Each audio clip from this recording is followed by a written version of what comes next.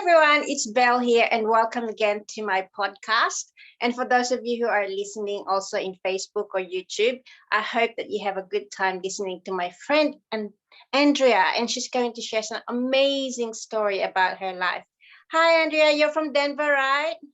Hello, Belle. Yes, I certainly Denver, Colorado. Yeah, tell us a little bit about yourself. So I'm a mother of 3 kids who are now young adults, and they all one just graduated from college, 2 are in college. And I do a fair amount of writing. I've written some books. I write daily devotions and prayers and really try to help people stay connected to God during the busy seasons of their life. Right. To right now. Yes. You have had a very busy life and a challenging one, right? So Very tell much. us a little bit of your journey and your story. Sure, absolutely. So way back when, almost seems like another lifetime now, I used to be a pilot. I was flying airplanes and headed to the commercial airlines when my body just broke, and I was ultimately diagnosed with lupus and fibromyalgia at about years old. And I have entertained, had gone to regular doctors, but every time I went, I seemed to come out in a little bit worse shape. One of the main symptoms or a symptom that went along with this disease was I was allergic to so many different things, and so I couldn't take the medicine they were prescribing. I always found myself having allergic reactions, and so I was forced into, which I'm very glad. It was a very divine walk towards health and wellness. But I did start seeking out natural ways for our bodies to heal because I wasn't healing in other ways. So saw a naturopathic physician, which really started my journey to health and wellness. And it took 3 years to get well. I did find a regular MD within about 3 months of seeing that first naturopathic. And he was thankfully able to treat with a lot of supplements, and we utilized diet. I went to a plant-based diet, and that is what really facilitated healing for me. Right. So tell me, it's hard to say Fibromyalgia. Fibromyalgia. And what happens to your body when you have that kind of sickness or disease? Sure. So the fibromyalgia is a connective tissues disease, and it's just extremely painful. Like feel a lot of muscular soreness, stiffness, and just everything hurts. I mean, it's just everything hurts. Yeah. So did you have to give up work? I was fortunate to not have to give up my day job, is what I worked for the government, aside from flying.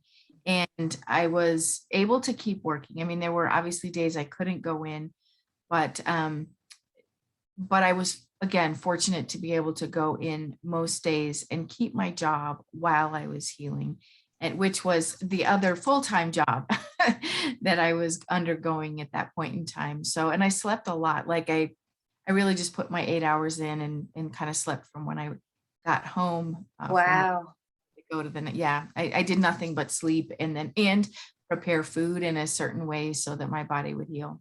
Yeah. And were your kids little at the time? I didn't have any at the time. Oh, right. So that kind of helped, right? It did, because I have to focus on anybody else. I don't know that I could have. So yeah, I was too sick to even have children at that point, but right.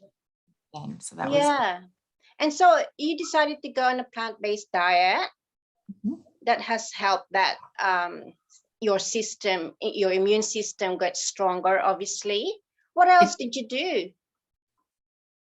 So there were about 90 days I couldn't eat anything. I was just on liquids, and then added in just very steamed zucchini, for instance, and just bites. So I started just very, very simple vegetables. And I guess at 30 years old, I wasn't really eating many vegetables at the time. So this was sort of a new journey. Yeah. Were you a big meat eater, big dairy, or what kind of diet did you have? Big junk food at the time. Really? I mean, honestly, yeah, really? Because I No was wonder working you full got time. sick. Exactly. Spot on. Absolutely. I wasn't paying attention to my body at all. Mm-mm. I was working hard and I was flying in every spare moment I had, and often could be found about 9 o'clock in bed eating a bowl of Lucky Charms, if you can imagine. So no, my body wasn't liking I was just polluting it, and Right. stress was, but between the stress and what I was eating, it took me out. Yeah. So, and I guess the sickness is more like a divine tap on your shoulder to say, hey, Han, True. settle, petal. You're not looking after yourself. You're poisoning yourself, basically, right? Yeah, I really was. Mm, And divine redirection as well is what I like to call it. I mean, I was going, right. I flying was the coolest thing I've ever done. I mean, in terms of earthly things or whatever, it was the most exciting time. I mean, I loved flying. If there was anything, there's nothing extracurricular, I guess, that has taken my heart so much as that. So I get Right. into it, and it was, it's a kind of a physical job really, and took all the mental um thought, and Mm, I was super focused, and so and wanted to be, but God said, we're going to move over here and do this. right.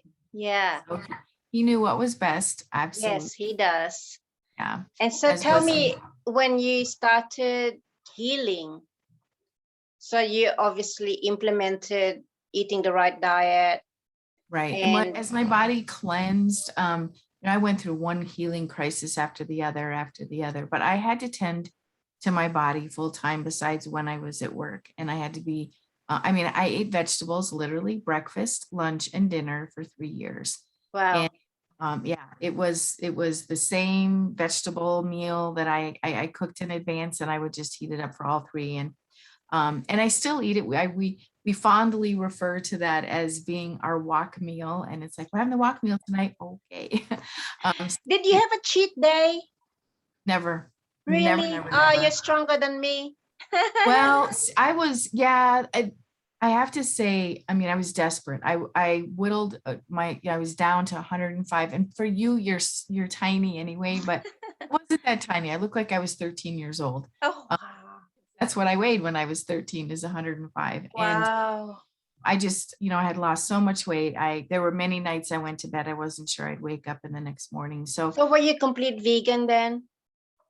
yeah, yes, I don't think I had any eggs. Yeah, so it was just, I mean, it was about 4 vegetables is all I ate. And eventually, I mean, it took 3 years. It took 3 full years for my body to heal. And about a year or so into it, I could, there were small differences. Probably 2 years into it, I remember one day I was actually able to clean my house, and I hadn't been able to do that. So, I mean, it was a slow recovery, but God was healing my spirit at the same time. Yes. Yes. He needed those 3 years. He could have healed me overnight, or Yes.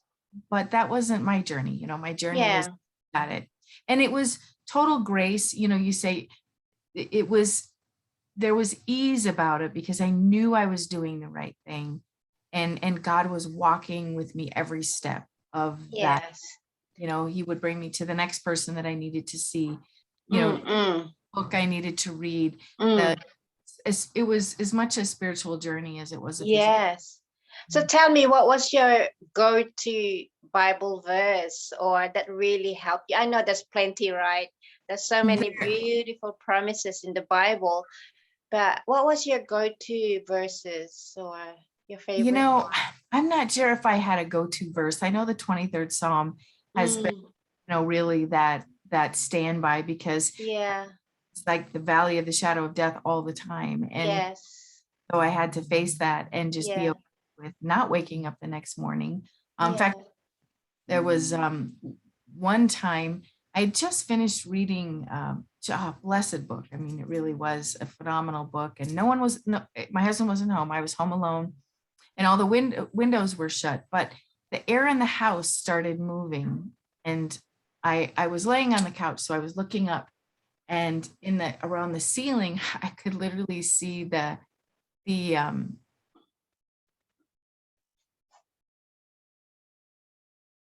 angels. I could see the angels flying around my ceiling. And I thought, this is my time. They're coming, they're coming to get me. This is my time.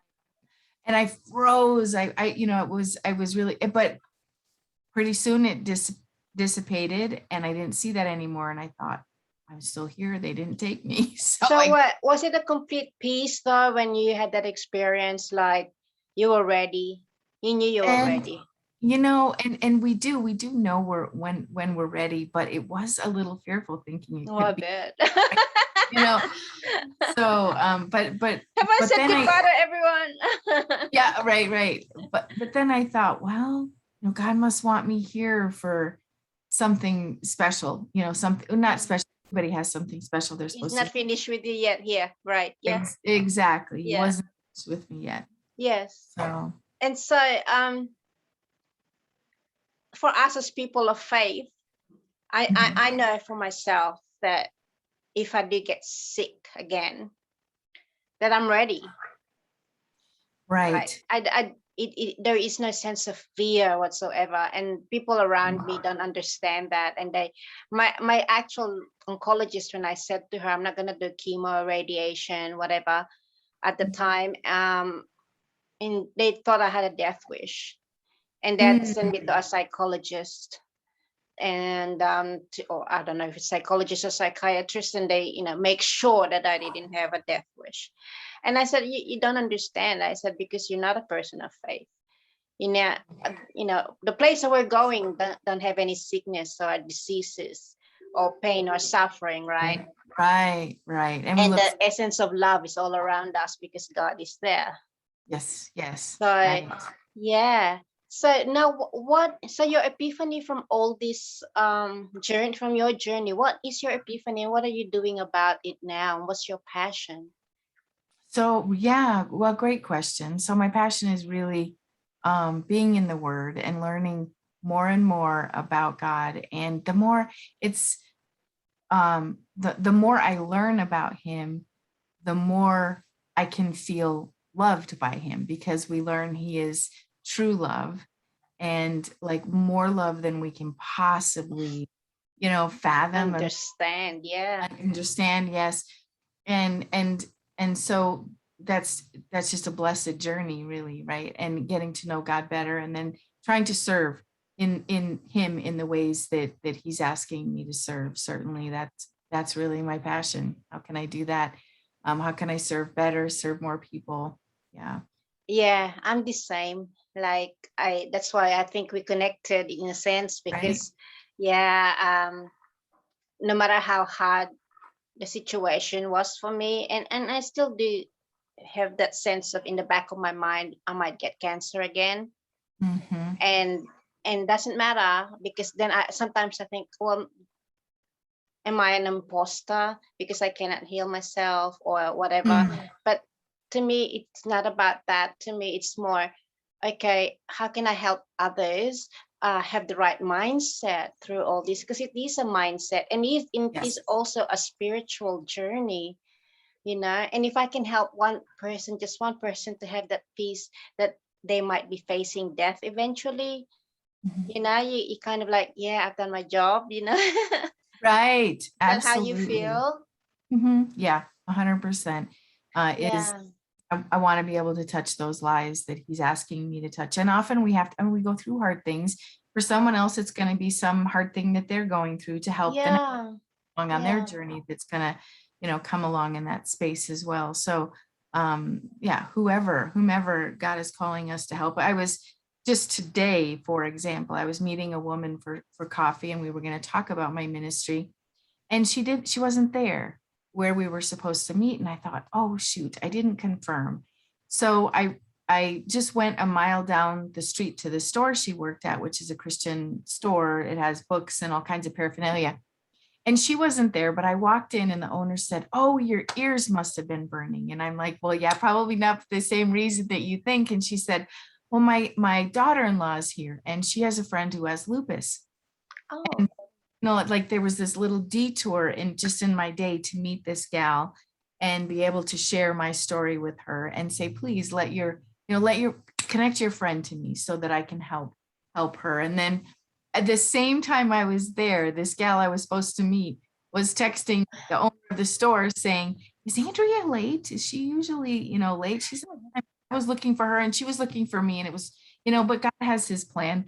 If I wouldn't have left where I was to come in, I couldn't have talked to the gal who's got a friend who's got lupus. So it really is all about, connecting with the people that God wants us to connect with and share our journeys with them and give them hope.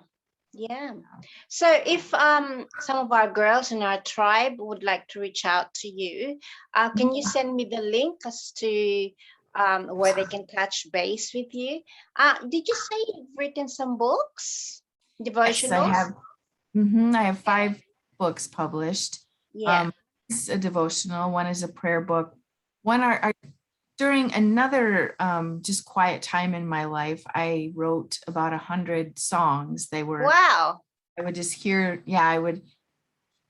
one afternoon after church, I was sitting at the piano and I just bowed my head and I said, God, would you ever bless praise and worship? And this amazing song came within 3 days it was written. And then after that, I just kept hearing the, one song after another. And I would go to the piano and find the notes and write them down. So I've written about 100 songs, and the stories to those songs are really transformational with our hearts. And so I've shared that that book as well, and some others as well. Awesome. You're so gifted.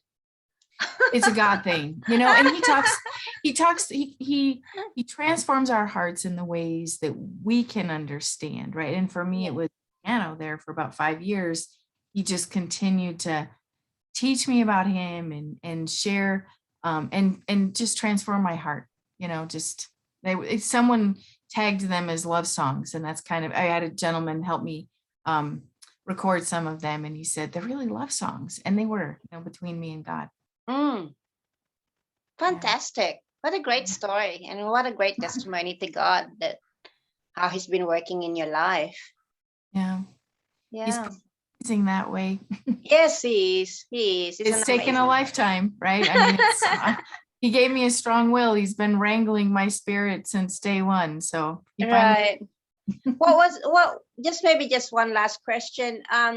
What was the biggest transformation that you found yourself from having that sickness to where you are now? What was the biggest transformation in your life? Is it unforgiveness? Is it pride?